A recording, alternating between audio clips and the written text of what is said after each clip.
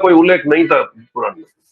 देखिए, पता नहीं अब विष्णु शास्त्र जब लिखा गया तब मुरादाबाद था या नहीं था, सभी तो मुसलमानी नाम है देखा जाए तो वो उस टाइम तो इसका मतलब विष्णु शास्त्र जो है पता नहीं, हो सकता है कि मुसलमानों के आने के बाद लिखा हो गया, मुरादाबाद आ गया, क्योंकि मुरादाबाद मुस्लिम नेम है, तो मुराद के नाम पे लिखा गया, बनाया गया शहर है।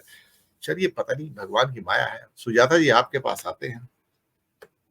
अभी 80-20 का चक्कर है सारा ये, पर ये वो 80-20 नहीं है, ये वो वाला 80-20 नहीं है हिंदू मुसलमान जो योगी जी करके चले गए पिछले चुनाव में।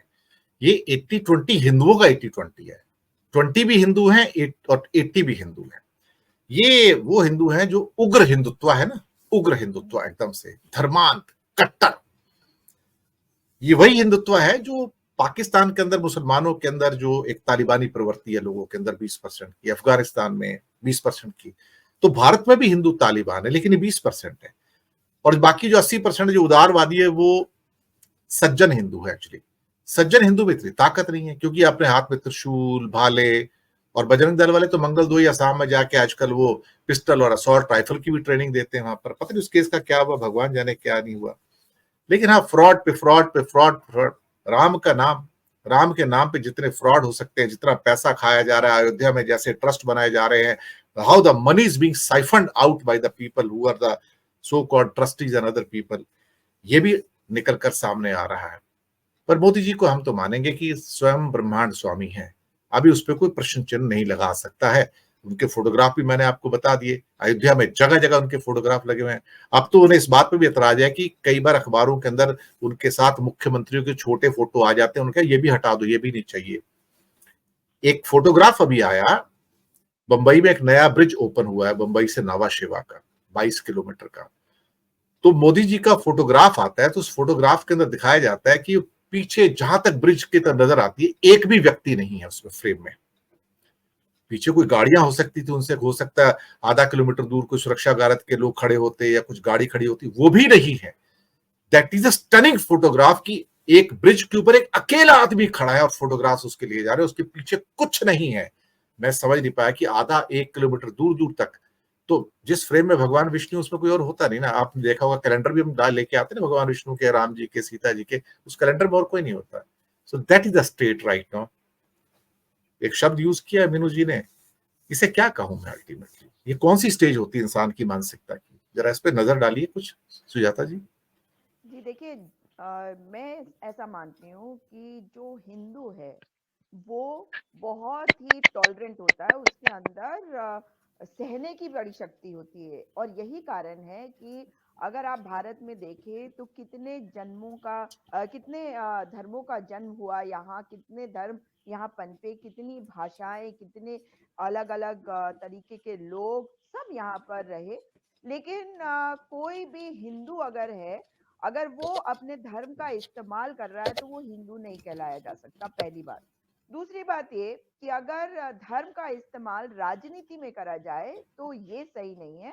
और ऐसा मैं इसलिए कह रही हूँ क्योंकि आज तो शंकराचार्य जी भी इस पर सवाल उठा रहे हैं, भले ही उनके ऊपर बहुत टारगेट किया जा रहा है, लेकिन दूसरी तरफ अगर मोदी जी की बात करें तो आप सही कह रहे हैं कि ये जो तस्वीरों में ये बड़ी बड़ी अपनी तस्वीरें लगाते हैं। आज तो आप टेलीविजन खोल लीजिए, अगर आपको न्यूज कहीं पे चेक भी करनी है तो आपका इतना ऐसा हो जाएगा कि आप बंद ही कर देंगे, क्योंकि क्या दिखा रहे हैं, हर एक चैनल पर मोदी जी का गुणगान हो रहा है, उनके अलावा कोई नहीं है। ज्यादा से ज्यादा एक चैनल को मैंने देखा जिन्होंने योगी आदित्यनाथ जी की भी एक इंटरव्यू करके चला दिया।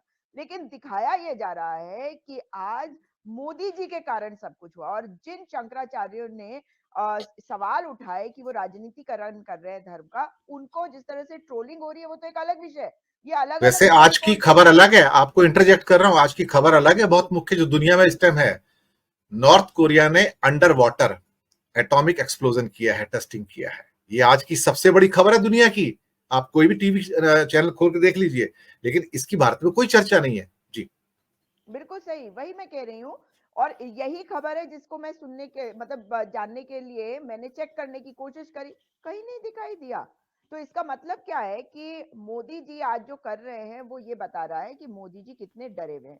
क्योंकि अगर आप देखेंगे कि किस तरह से अगर भारतीय जनता पार्टी आगे बढ़ी तो वो केवल धर्म के बारे में बात करके, राम मंदिर के बारे में बात करके आगे बढ़ी है। तो आज मोदी जी उसे चरम पर ले गए। तो मेरा ऐसा मानना है कि 22 तारीख के बाद से मोदी जी के पास अब कोई प्लान नहीं रह जाएगा। ज्यादा से ज्यादा ये जरूर हो सकता है कि लोगों के दिमाग में बैठा दिया जाए चैनलों के द्वारा कि ये मोदी जी जो है वो युग पुरुष है, मोदी जी जो है उनके अलावा कोई नहीं है, मोदी जी जो है वो ओमनीसेंट है, ओमनी प्रेजेंट है, यानी कि वो ऐसे महामानव है जो हर जगह मौजूद है। चलिए मानव नहीं बोलती मैं, वो भगवानों में भी भगवान है। मतलब हम अभी तक महादेव के लिए ऐसे बोलते थे कि वो देवों में देव हैं, मगर अब तो लगता है मोदी जी को शायद वो वाली जो जगह है वो भी चाहिए। कोई कह रहा था कि जी वो नए शंकराचार्य बने, मुझे तो नहीं लगता। मुझे लगता है जो बात आपने कही है वो सही है कि मोदी जी ब्रह्मा भी, विष्णु भी और महेश भी बनना चाहते हैं।